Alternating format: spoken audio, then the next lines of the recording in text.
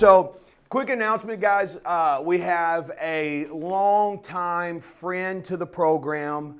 Balance University has been gone with a knee replacement, has been coming here for 2 years? Yeah, 2 years, but has recently gotten a knee replacement and has not been in class for the last 6, 7, 8 months. Not since April, but she's back today. So we're very happy to have Nancy back.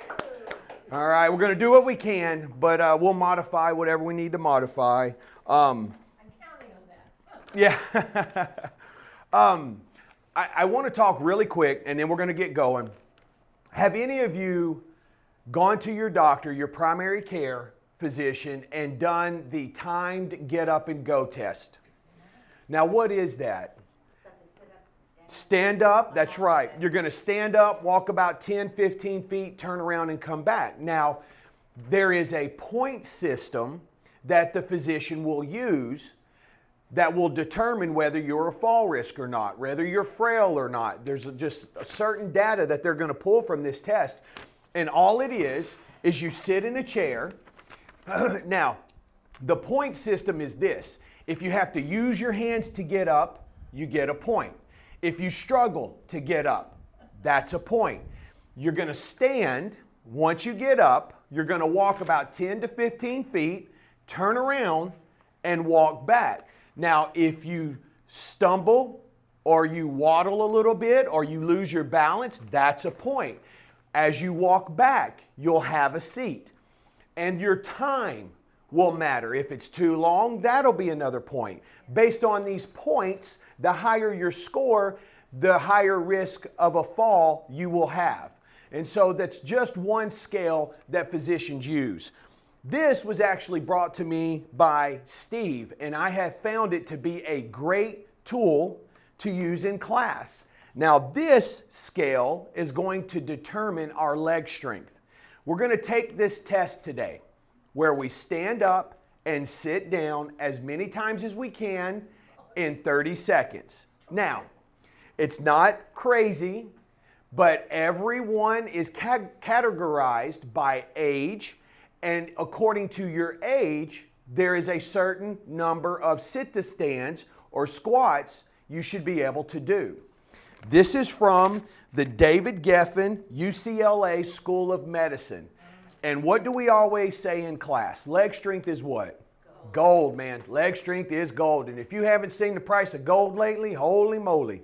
It's even gone down and it's still high if you bought 5 years ago. All right. So here's how the test works. I'm going to time 30 seconds. During that 30 seconds, you are going to sit in your chair and just stand. Now, had a great question in class yesterday because someone said, Chris, you've always told us not to go fast. And that's true. So his argument was, well, why do we need to see how many we can do going fast when you've told us to always go slow? And I said, no, let's substitute those words for control. All right? Control. As long as you're not sacrificing the integrity of the movement, you're okay. When you go too fast and your form gets bad, then that's how you know you need to slow down. For us, our feet are going to be chair leg width apart. We're going to bring our nose over our toes. We're going to drive through our heels. Our hips need to come over our ankles. You see how my hips are directly over my ankles? And then I'm going to go back down. You do not necessarily have to sit down, but your bottom does need to touch the chair, okay? And that goes for everybody. It's not like one of our tests. Maybe sit this one out. Or my physical therapist had me do this in, great. Center. Oh, great. But he gave me more height on the chair. Right. These chairs are low. These chairs are low. And they don't have arms. Right. So we'll work it out. So what I want you to do, guys, for 30 seconds, you're just up and down. Okay? Up and down as fast as you can, but under control. These don't count. I saw somebody doing that in class yesterday. She's the oldest person in class, but she had the highest number of squats. Do we have to count them? Make sure you keep track of your score. Every time you stand up and sit down, that's 1. Make sure you keep track, okay? Keep count. Everyone ready? 30 seconds. Here we go.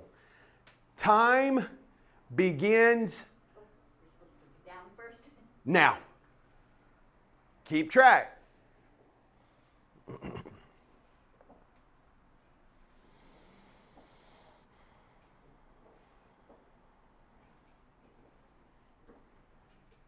Good.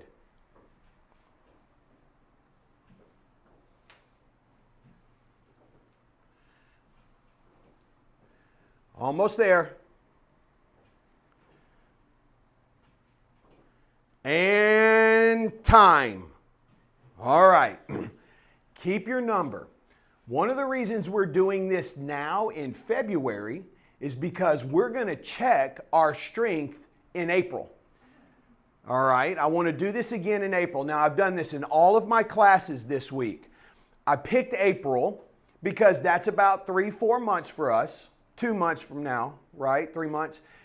Not only that, but it also coincides with the end of season typically. And so we have a lot of seasonal folks that are coming to class, and I want to see how much change can we create if we come to class and we do our homework and all the things necessary. And we're going to take all that data, and I want to prove a point that if you do something, you will improve. Okay, so we're going to write those numbers down. You guys at home, write this down somewhere that you can go back to in April and remember. If you have a great memory, you don't need to worry about writing it down. But if it's me, if I don't write it down, it doesn't exist. All right, so I have clients that can tell you that. I've shown up at people's homes and you're not supposed to be here. Oh. So here we go. Here's the scale. This is how many sit-to-stands you should be able to do efficiently if you're between the ages of 60 and 64. For men, it's 14 or more, women 12 or more. If you're 65 to 69, I don't think we have anyone that old, but I'll read it anyway. 65 to 69, men 12 or more, women 11 or more. 70 to 74, men 12 or more, women 10 or more. 75 to 79, men 11 or more, women 10 or more. 80 to 84, men 10 or more, women 9 or more. 85 to 89, men 8 or more and women 8 or more. 90 to 94, I know we don't have anyone in this category, but just for those of you at home, 7 or more for men, women 4 or more. So, I made 5, yeah. and I should have made 9 according to your. Right. So if you missed your mark, that's okay. Right? We're going to use the next several months to improve and gain our strength.